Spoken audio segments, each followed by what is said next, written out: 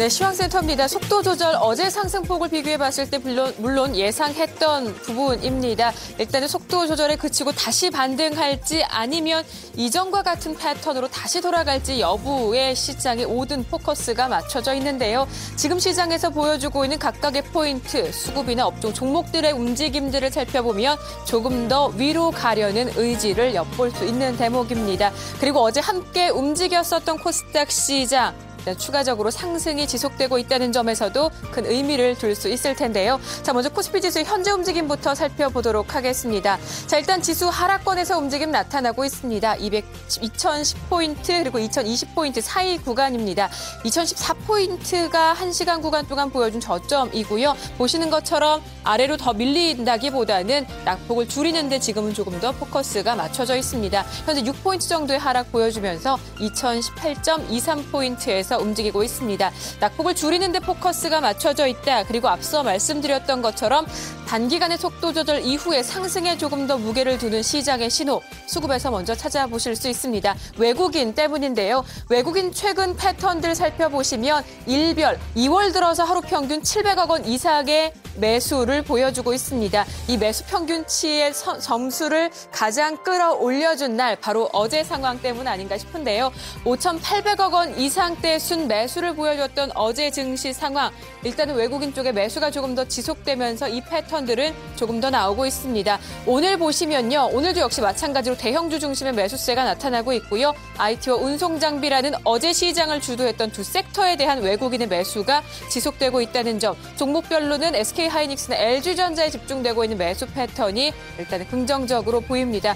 그렇다면 현재 규모 어느 정도인지 좀 살펴볼까요? 완만하게 늘어나고 있는 상황이고요. 반대로 기관 쪽에서 매도로 상충하는 모습들을 보여주고 있는데, 일단 외국인 쪽에 늘어나는 매수 힘이 조금 더 커 보입니다. 현재 수치 보시면요, 400억 원, 500억 원대 수준 일단 넘어섭니다. 700억 원 이상의 외국인 순 매수까지 들어오고 있고요. 기관 쪽에 말씀드렸던 것처럼 매도로 반응하고는 있지만, 보시는 것처럼 규모도 그렇고 시장의 주목도도 그렇고 외국인 쪽에 조금 더 집중되고 있습니다.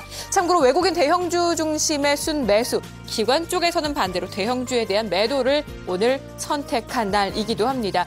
업종이나 종목 얘기 살펴보면요, 어제 섹터였던 IT와 자동차주를 먼저 체크하게 됩니다. 그중에서 삼성전자를 살펴볼 수밖에 없을 텐데요. 어제 154만 5천 원이 종가였었죠. 오늘 움직임이 크지는 않습니다. 어제 종가 기준을 넘어서는 상승폭을 보여주지는 못하고요. 하락 쪽의 움직임 나타나고 있습니다. 그렇지만 앞서 지수와 마찬가지로 낙폭 축소 그리고 보합권까지는 회복이 됐는데요. 지속되고 있는 외국인의 매수 힘도 긍정적이고 낙폭을 줄이고 있는 삼성전자의 힘이 또 시장에는 추가적으로 어떤 움직임을 보여줄지 중요한 체크포인트일 것 같습니다. 낙폭을 줄여주는 삼성전자를 필두로 한 IT 그리고 자동차주에도 그러한 패턴들이 나타납니다. 현대차, 기아차, 현대모비스까지 낙폭 축소에 조금 더 포커스가 맞춰지면서 엔화 움직임을 확인할 수밖에 없는 타이밍인 듯 싶습니다.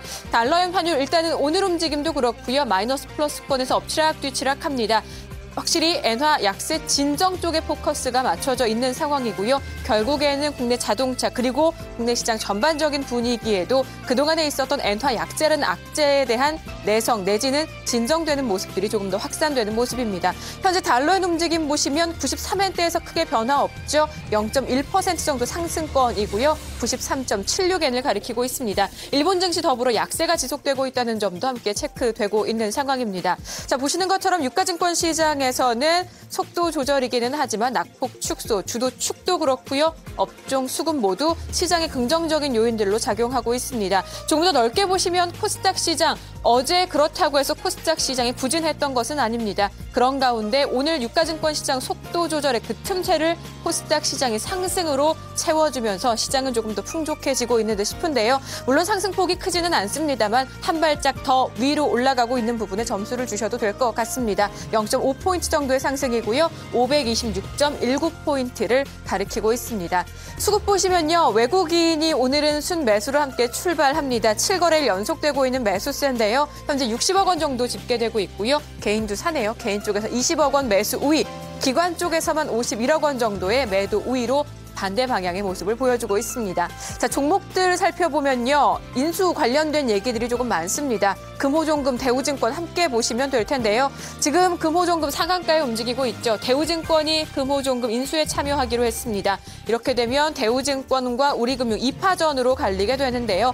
금호종금 이 재료로 인해서 상한가 보시는 것처럼 올라가 있고요. 대우증권이 밀리죠. 대우증권, 우리금융 나란히 약세로 움직였습니다. 시간 지나면서 우리금융이 플러스권으로 살짝 전환이 되는데 대우증권은 보시는 것처럼 0.8% 하락에서의 움직임이 조금 더 지속되고 있습니다. 12,250원 가리키고 있네요. 옵트론텍이랑 파브코는 같이 보셔도 될 것 같아요. 실적 관련 이슈가 있습니다. 두 종목 모두 실적 잘 나왔고요. 지난해 실적 파브코는 흑자 전환에 포커스 맞춰져 있습니다. 옵트론텍은 서프라이즈라는 평가를 지난해 실적에 대해서 받고 있고요. 앞으로의 성장 모멘텀도 풍부하다라는 호평들 더해지면서 주가 상승을 보여주고 있습니다. 초반보다는 상승폭 조금 줄어들고 있는데요. 옵트론텍 0.3% 오르면서 16,400원 가리키고 있고요. 파브코는 흑자 전환 소식으로 상한가에서 움직임 지속되고 있습니다. 마지막으로 한 종목 더 보시면 현대 엘리베이터입니다. 유상증자 소식이 있습니다. 규모가 1,100억 원이 넘습니다. 신주 발행가액 살펴보니까 69,300원. 어제 종가가 9만 원대가 넘었었죠. 어제 종가와 비교했을 때 25% 이상 낮은 가격대입니다. 결국에는 주가 하락의 가장 큰 이유로 풀이되고 있고요. 현재도 5% 이상 하락 지속되고 있습니다. 87,800원까지 내려오고 있는 현대 엘리베이터 상황입니다. 자, 이렇게 해서 10시 구간 시장 상황 모두 살펴봤습니다. 시황센터였습니다.